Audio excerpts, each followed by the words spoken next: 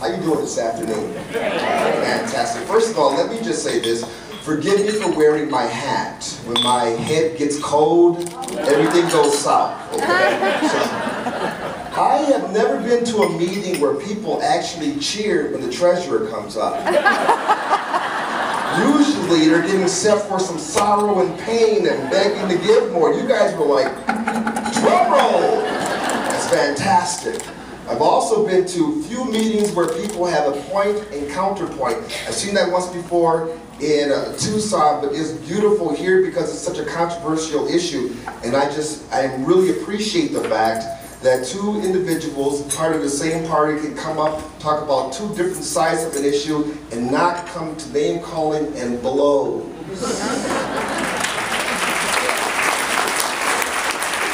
We are living in an upside down time. We are living in times where people never could have imagined. I agree with you. I couldn't by the way, fantastic. And I was exactly where you were. I'm gonna talk about that in a minute. But to hear the story repeated, I think is valuable. And I'm gonna draw on your experiences to help these folks understand how to attract more people from the table. See, I'm gonna talk about y'all. So you came here as guests. I see you know, I used to be a school teacher. Whenever I look at a student and the student looks away, I key in on them. So, but thank you for being here. Thank you for being here, absolutely. Check this out. We are living in crazy, crazy times. I saw in the straw poll, you had Scott Walker as your number one guy. You see my Green Bay Packer hat? I'm from Wisconsin, born and raised. As a matter of fact, I was a man who launched Scott Walker's campaign for governor in 2010. I was the guy who was out front in the recall elections. We lived that whole thing. That whole cabal of Reince Priebus, Captain America, Paul Ryan as we called him. All these guys, we were all in Wisconsin together at the same time. We came up together. So when he withdrew from the race, actually we were talking throughout the whole thing. When he withdrew from the race, I was so crushed because he was and is the real deal. So what happened? What happened? A few weeks ago, someone asked me a very controversial question. They said, how can the Republican Party attract more Americans of African descent to it? I said, do you really want to know? They said, yes. I said, 2 words. Donald Trump. They didn't like that answer. But look at what's happening. And see, this is what's dangerous, because Donald Trump has attracted more Americans of African descent to the Republican Party than has in over the last 60, 70 years. Yes. But here's the problem. They're not coming in because of the same reasons that Lori talked about. They're coming in because of the cult of personality. The cult of personality is the last thing we want attracting people to our party. It's a short-term win. It's not on principle. It's on personality. This is not a knock against Donald Trump. Donald Trump is doing what he does best, and I love it because he's shaking things up. However, the people who are coming in are not talking about the Constitution. They're not talking about small government. They're not talking about freedom. They're talking about, I love Trump. That's not good enough, my friends. What Lori was talking about is the key. It is the key. But what's going to have to happen is people are going to have to move away from the racial politics that the Democrats play so well.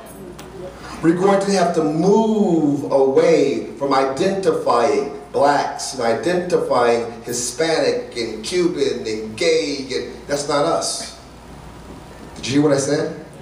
I said, that's not us.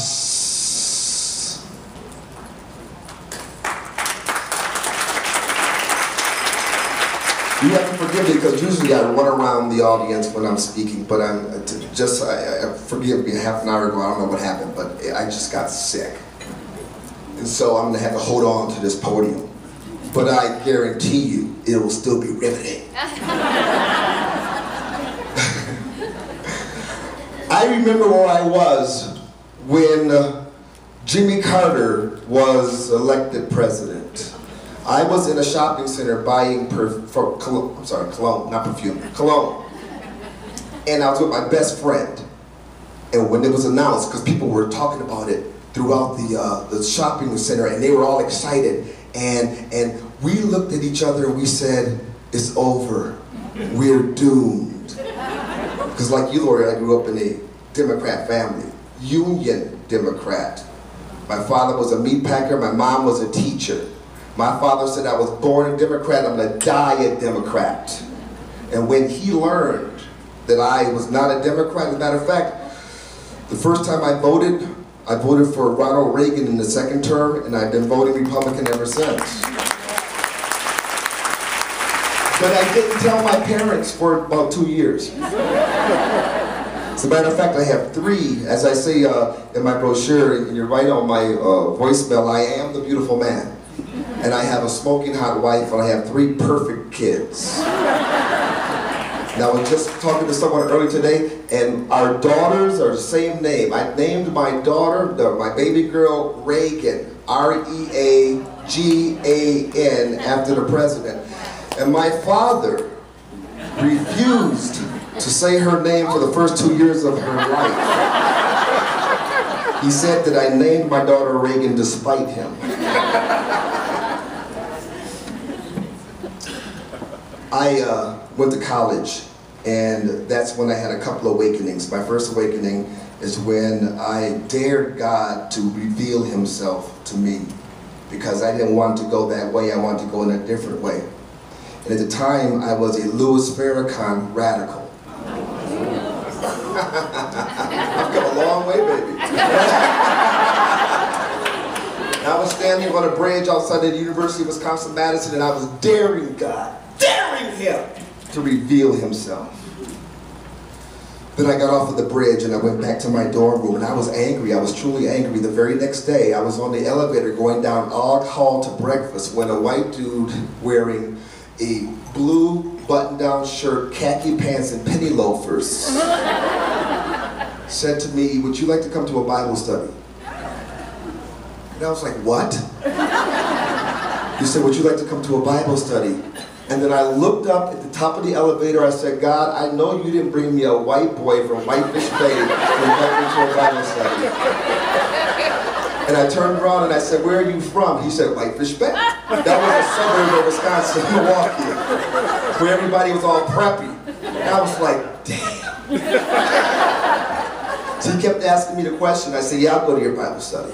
I'll go to your Bible study. Stop talking to me. And the next night I went, and the rest was history. He's still good friends to this day. He's a missionary in Singapore. He was my first serious Bible teacher. This was before my first election. Why did I become a Republican? Because they challenged me. In the same way, this probably was a similar list. We went through all of these value questions, and then when I got done with the questions, 9 out of 10 of them proved that I was conservative in my thinking. But still, I couldn't do it. It was against my culture. It was against my history. And then my friend Peter Smith sat down and showed me pictures of abortions. And he said, the Republican Party is against this. The Democrat Party supports this. Choose who you want to be associated with. That's what pulled me over. And now, most of you have probably seen, this is what, 34, oh. This is many years ago. Many of you in this room have probably seen the pictures from Planned Parenthood, have you not? The videos. It hasn't changed, it's gotten worse. But back then, that was the decision that pulled me over. And I remember going into the voting booth, and I remember my hands shaking. as I pulled the lever for Reagan. Because it was against everything I was taught to believe. It was everything I was taught. After that, I realized that if I'm going to be this, I have to understand what it is. So I started to read the great works, Russell Kirk, The Conservative Mind, The National Review, Thomas Sowell. I read all of this stuff and began to understand where the thinking came from, where the history came from. Then I went to school in England for a year and was in the heart of European liberalism, and that got shaken up and stirred. Then came home, and all of a sudden, the arguments from my friends who resided on the left just didn't make sense. It didn't make sense if we were talking about world history. It didn't make sense if we were talking about economics. It didn't make sense. I was a high school teacher for 10 years. I was the only conservative in a suburban school. Can you imagine? American of African descent, the only one. And a conservative? Freak. And we used to have, I used to teach history. And one of the greatest things that ever happened to me is when the superintendent of schools made me the current events teacher right in the middle of the Clinton-Lewinsky scandals. Kids were running home and downloading the Star Report for extra credit. I was getting called down to the office. What are you teaching these kids? Current events, man.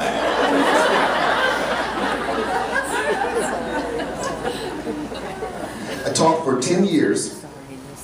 And all that time, when I was a student teacher, I used to drive up to a school that was 45 minutes away. It was in the country. And I used to listen to talk radio. That's when I remember the first time I ever heard Rush Limbaugh. It was on that drive. Then I heard a cat named Mark Belling. And I was so hooked. This is before the apps and the phones. I used to, as a teacher, go back in the library, and every 45 minutes, that's how long the cassette lasts. You had to flip it. I would tape Rush, then run back to the class, and then 45 minutes, flip the tape, so I could listen to it. I couldn't believe it. It was great. I never heard stuff like this before, and it's what we believed. I started calling into the local talk shows and became so familiar with people that we were out and about. They would hear my voice, and they were like, James on the West Side. You're James on the West Side. I love your comments. I called him for years, and then one day the crocodile hunter, remember him? He died when he was swimming with that stingray. I called in because they were saying, should the video be released? I'm like, yes, the video should be released so that people should understand that animals are not Disney characters. And the guy said, you know, who are you? I said, James on the West Side. He said, we've been looking for you, man. We've been looking for you. Can we talk to you? I'm like, what do you want me to do? Because at this time, I went from being a teacher to a public speaker. This is an overlap. But I was always calling into these radio shows. So I figured maybe they wanted me to do a benefit or something like that. No. They said, we've been hearing you for years. We feel like we know you. We were wondering, would you be interested in doing talk radio? Is this a joke? Billy Z, is this you? They were serious.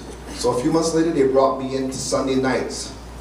And that's where I started to get my chops, Sunday nights. And then Sunday nights turned into Saturday and Sundays. Then I became the weekend talk show host in Wisconsin, southeastern Wisconsin. And it was popping, it was fun, and it was just things were just booming. And because of I was on a conservative talk station with other conservatives, there was like a cabal growing.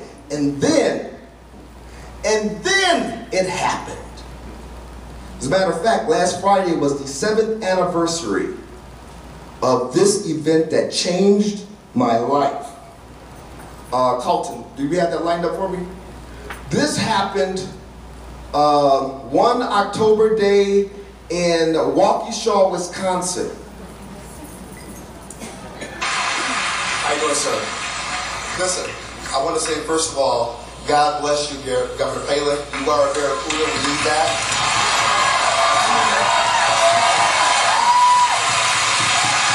I would also like to say God bless you, Senator, for your service for this country and for your leadership.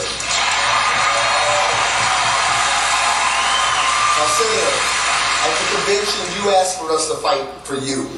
You asked that. I have to tell you, I doubt there's anyone in this room that's taken the, pardon me, the ass whooping I have taken for supporting you and for your causes.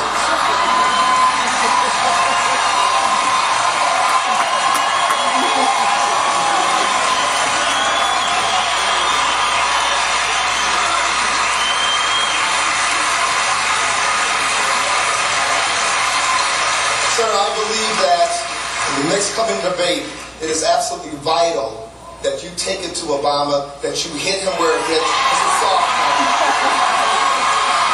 Sir, Acorn is out there. We have the good Reverend Wright. We have Flake. We have all of these shady characters that are surrounded him. We have corruption here in Wisconsin and voting across the nation. I am begging you, sir. I'm begging you. Take it to him. Thank you. That was the anniversary of my McCain moment, my friends. And it was crazy because I had no idea that the national media was there. I was just sitting there getting frustrated listening to Senator McCain bloviate about global warming. I just couldn't believe this, so my hand shot up. And then my wife said, she grabbed it and pulled it down. She said, what are you doing? I'm like, I'm gonna ask her, why the hell are you talking about global warming? But she said, you can't do it like that. Which is funny because I didn't want to go in the first place. She wanted to go. And we were late. But I knew everybody there, so that's why I had that good seat. And I was one of 5 black people in the room. So they put us up close. And I'm sitting here listening to him bloviate. And then I put my hand, when she grabbed it, I put it down and I said, okay. And I prayed. I prayed. I said, Father, help me, because I have to say something. So what should I say? And then when I was comfortable, I put my hand back up. And knowing McCain had to come over. And everybody started pointing. James, give it the mic to James! So when he came over, I asked the question. And then when everybody stood up and started cheering, that's when I kind of freaked out, because I didn't know I was going to get that kind of response. And afterwards, McCain came back over to get the microphone, and I was like, don't hug me, don't hug me, don't hug me. And he hugged me. And he hugged my wife. And the reason why I was saying that is because I'm like, okay, this could be problematic. And it was problematic. I went from this led to the infamous CNN walk-off, where I was getting interviewed by Don Lemon, and then I interviewed from other people, and they kept attacking me. Like, what's wrong with you, bro? Why aren't you voting for the black guy? And then all of the Obama supporters got onto my website and attacked my business. I was a professional speaker. They destroyed my business. And I became the most hated man in America. You could Google most hated black man in America and my name still pops up. My cousins were calling me from across the country saying, please don't come here. Please don't visit. Stay away for a while. I had a speech out in North Carolina, and I flew out there, and because I showed up, they didn't cancel it. They were trying to get a hold of me to cancel it because they thought that I was such a polarizing figure. On the plane ride out, the stewardess, who was an American of African descent, stepped up to me and said, I hate you. I said, get in line. At the front of the plane, the pilots were waiting for me, and they shook my hand and said, thank you for what you do. It was a crazy period of time. And the death threats were crazy. In time, though, like-minded people like us, showed up and volunteered. I had officers from across the country willing to come on their vacation time to guard my family. The police in Milwaukee patrolled my neighborhood. Like-minded people showed up. And do you think that when they came to my door to offer their help that I cared what their ethnicity was? Do you think I cared what their sexual preference was? No. Like-minded individuals. So how do we go about doing this? Actually, that was a very powerful time. I had a troop, a black soldier from Afghanistan. I just tell you his ethnicity because of what he said. He said, listen man, I'm out here fighting, dodging bullets for you to have the freedom to speak the truth. I've never seen anything like this. I saw you on CNN when you walked off. I saw that whole thing with McCain. You keep talking, because there are a lot of us out here like think the way you do. I tried to break in the radio for years in Wisconsin, but Wisconsin has some of the greatest talkers, conservative talkers. I started a show out on Sunday nights down in Tucson, and on a whim I called them up and said, hey, I've been doing this for a year and a half, you guys want to get serious or what? To my surprise, they said, yes, we do want to get serious. So I went to my wife and I said, hey, if Tucson makes a play for us, would you be interested? And she said, and I quote, when do we leave? You know, because without her support, it's not going to happen. Plus the fact that we had a brutal winter before, so that helped. So we're down in Tucson now. This is our 5th year down here, and we're having a fantastic time. I call my show the Conservative Circus. We have fun. We beat each other up. We beat up on the left. I have fun with that. I beat up sometimes on our own party, but never out of any kind of disdain or disgust. My angst is we need to present a different face. We need to be attractive to the younger generations. Check this out. How many people in the room were born between 1901 and 1924? There you go, give them some love. GI. 1925 and 1941. There's your silent generation. 1942 to 1960. Look at that, baby boomers. I don't like you. 1961 to 1981. There we are, the greatest generation ever. Wait a minute, stand up once. You Xers, 61 to 81, stand up once. Now look at this, see, all right? Pay attention. All right, fantastic. See, you all really need this table. You really do, you see this? Have a seat. Now, how many of you born between the years of 1982 and 2002 are in the room?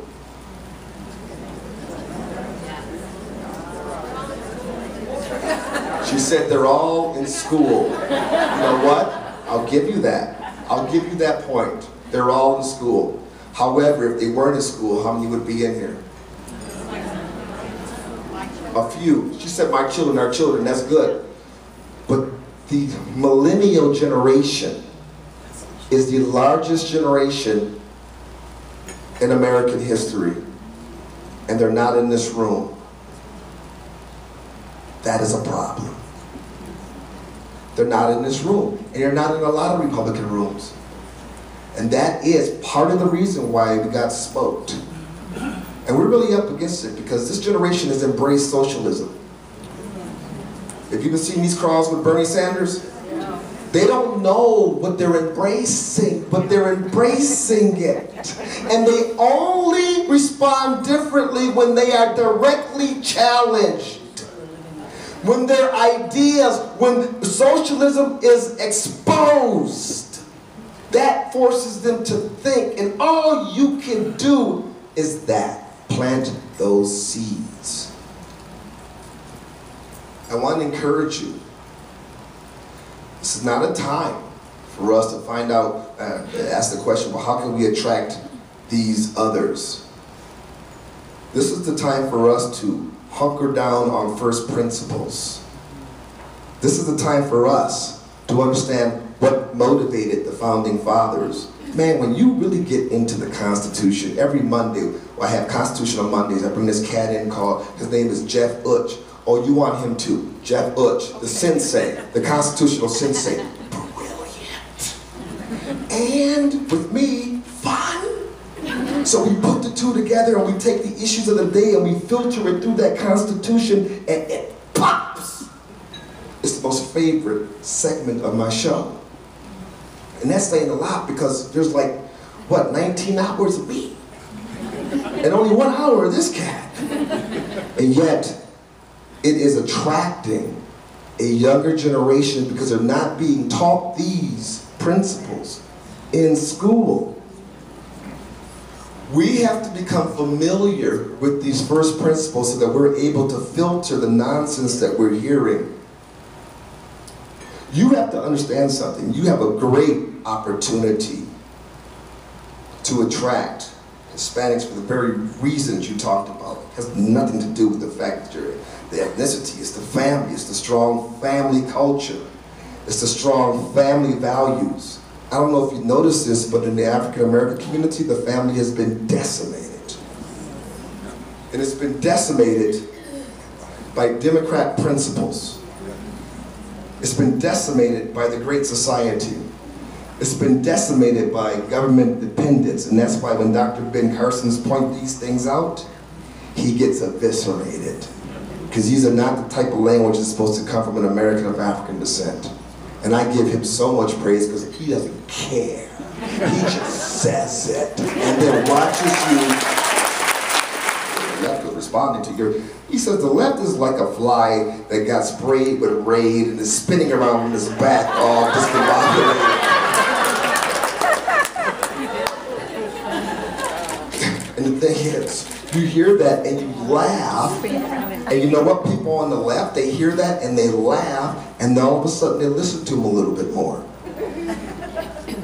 And what I like about Dr. Carson is he is steeped in the Constitution. When you hear Ted Cruz speak, oh my God. When Ted Cruz talks about the Constitution, I get goosebumps.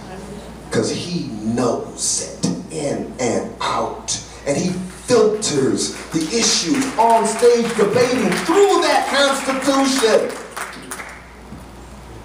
That is the key. If we don't get the next generation with that, then really, and I don't want to sugarcoat this, we're in trouble. We're in trouble. We are in what is called a historical winter. There's a spring, there's summer historically. I could go through this whole thing for you. This is what I used to do when I was a speaker. Talked about generational cycles and seasonal history. Right now, let me just cut to the point. We are in a seasonal winter, a historical winter. Economy is horrific. There's war, chaos breaking out around the world.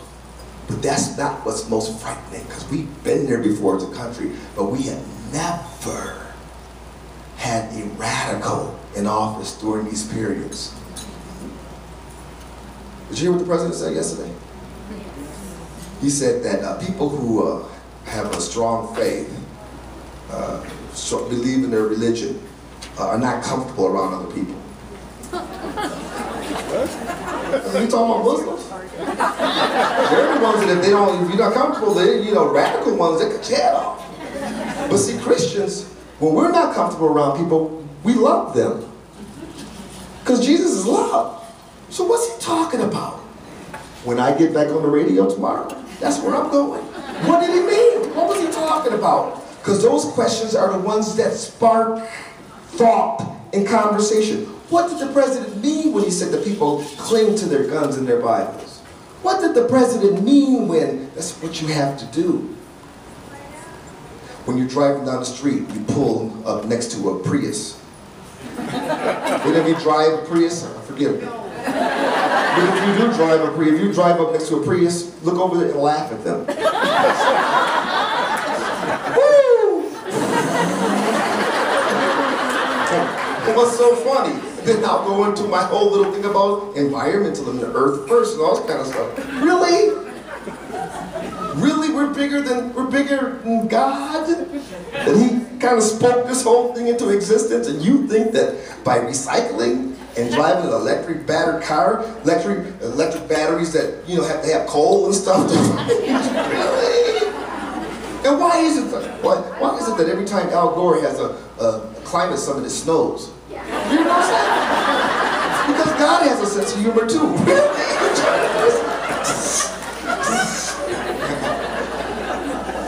So this is the way forward. Listen, my friends. Oh my goodness, I'm supposed to be done. Here we go. Listen, my friends. Here's what it comes down to. Don't stop. Watch out. Here's what it comes down to. God is awesome, and he is on his throne. Amen.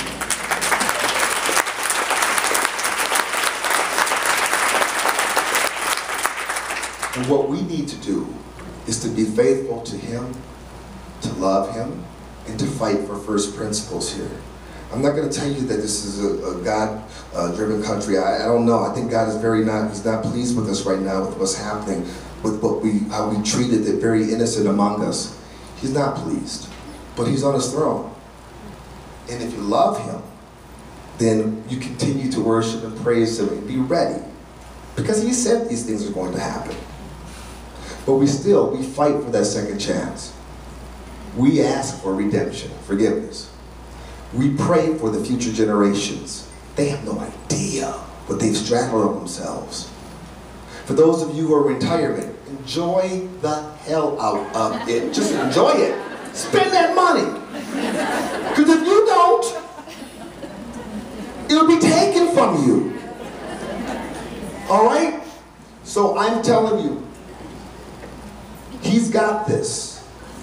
And as long as we have breath in our body, we have an opportunity to impact that next generation. And that's where all the energy has to go. Impact the next generation. You want to impact the next generation? You tell them to go to www.jamestharris.com. That's where they can find my show. That's where they can find my tweets. That's where they can find my Instagram. That's where they'll find the fun as we move forward in trying to help people understand the truth and the true exceptionalism that we have in this country. JamesTHarris.com. God bless you. You all stop tripping. Join up. Let's do this thing. Ladies and gentlemen, thank you very much.